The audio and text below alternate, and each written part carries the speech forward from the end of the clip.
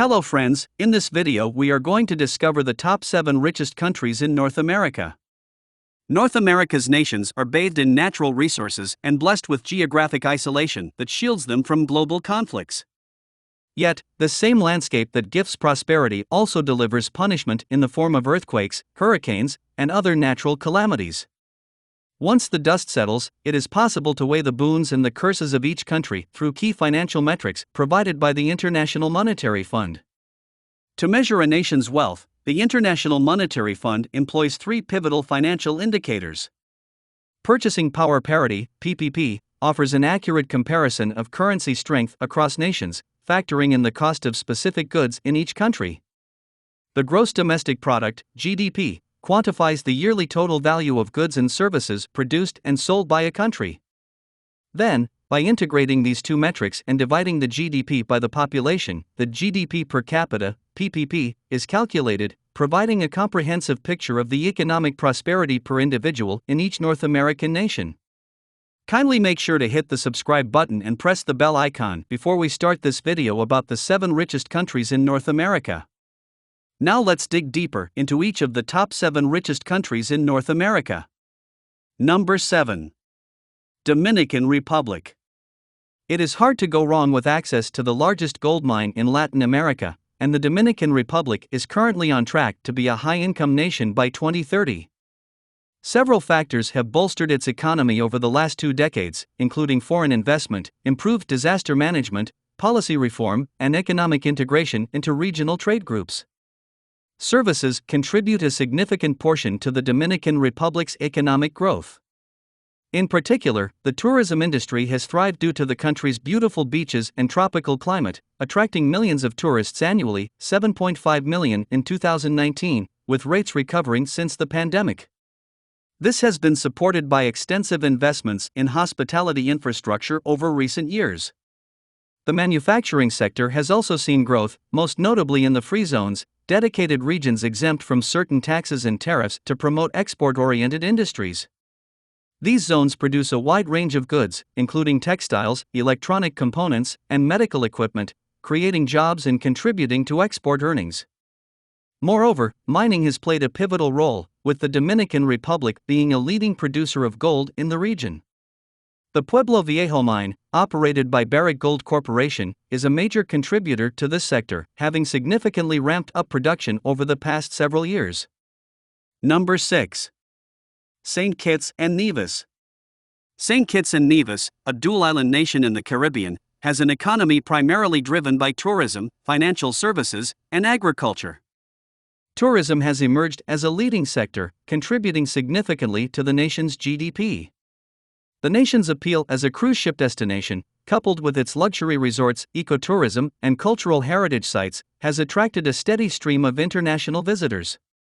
A strong focus on sustainable tourism has resulted in a careful balance between economic growth and environmental preservation. The financial services sector also plays a critical role. The government's Citizen by Investment Program, CIP, which invites foreign capital through real estate investment or a donation to the National Development Fund, has injected substantial liquidity into the economy. This has helped finance public sector debt, enhance infrastructure, and stimulate the real estate market. Agriculture, once the mainstay, has seen a decline but continues to contribute. The nation exports roughly 2,000 tons of oil crops, vegetables, and tuberous roots annually. However, crops like sugarcane have vanished altogether due to the rise of tourism. Number 5. Trinidad and Tobago. Trinidad and Tobago's economy is principally underpinned by the energy sector, with petroleum, natural gas, and petrochemicals serving as the cornerstones of economic output. The hydrocarbon industry has been the bedrock of this prosperity, enabling substantial government revenue and foreign exchange. To give a sense of scale, Trinidad and Tobago earned nearly $12 billion in energy revenue between 2018 and 2022. The country's robust energy sector serves both domestic consumption and exports. It is also the foundation for downstream industries, particularly petrochemicals, facilitating further economic diversification. Moreover, the manufacturing sector, which includes food and beverage production, printing, and assembly-type industries, contributes to the economy. While Trinidad and Tobago's services sector is not as dominant as in many other island economies, it still plays a role, particularly in finance and tourism. The financial sector remains competitive, with a mix of local and international banks offering a wide range of services. Meanwhile, tourism centered on culture, natural beauty, and the annual Carnival Festival remains a crucial, albeit smaller, revenue source. Number 4. Panama. With its strategic position as a global hub for commerce and finance, anchored by the Panama Canal, Panama has become one of the fastest-growing economies in Latin America. The canal, which is a vital conduit for international maritime trade, continues to be a significant contributor to the country's economy. It not only generates substantial toll revenues, roughly $3 billion in 2021, but also stimulates allied industries such as logistics, ship repair, and freight forwarding. Further diversification of the Panamanian economy is evident in its robust financial services sector.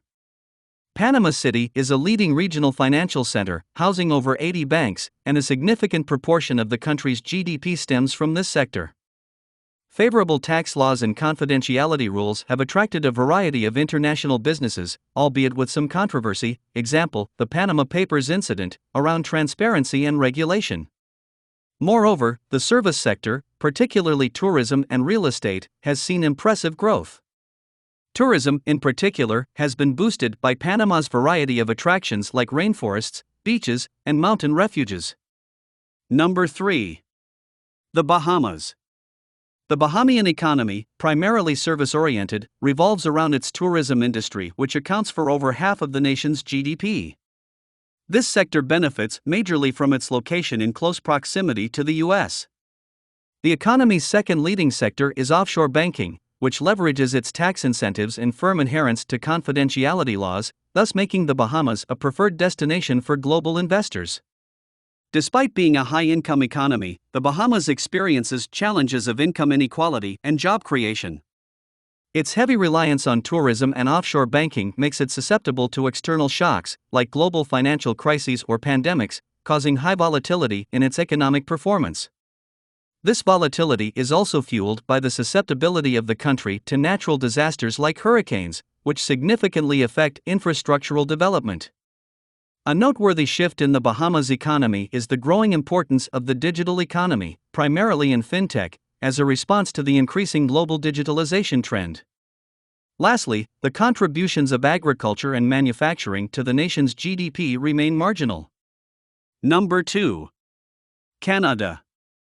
Canada's high economic score reflects a consistently high standard of living and economic prosperity.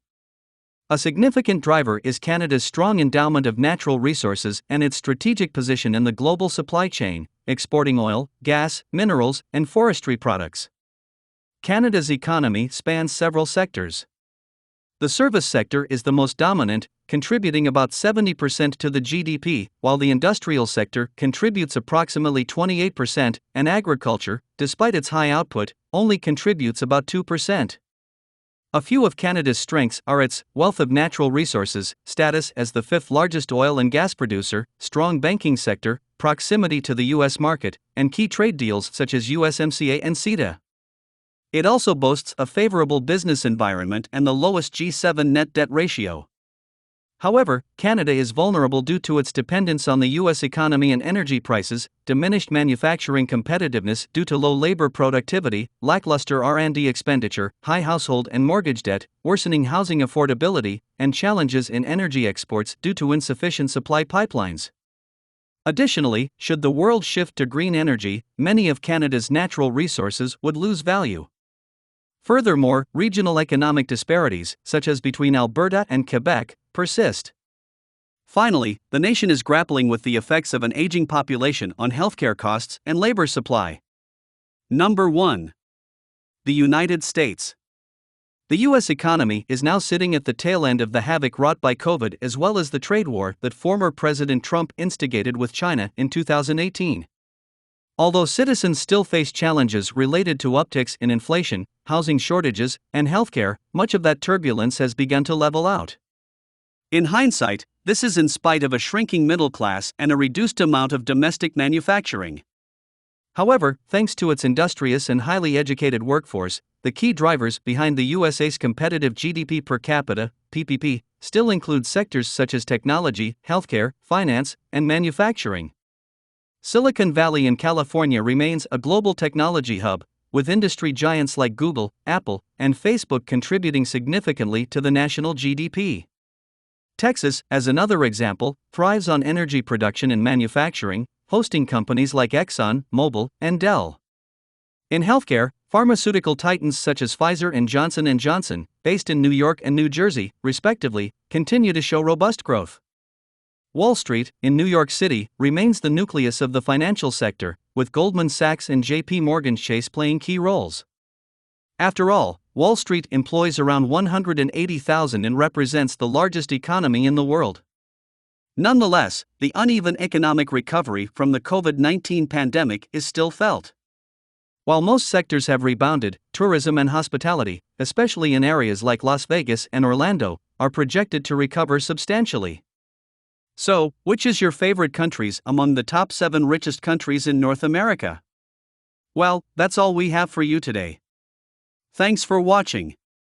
If you enjoyed the content of this video, click the subscribe button so you can receive more content like this. Post your favorite places among the top 7 richest countries in North America in the comments below.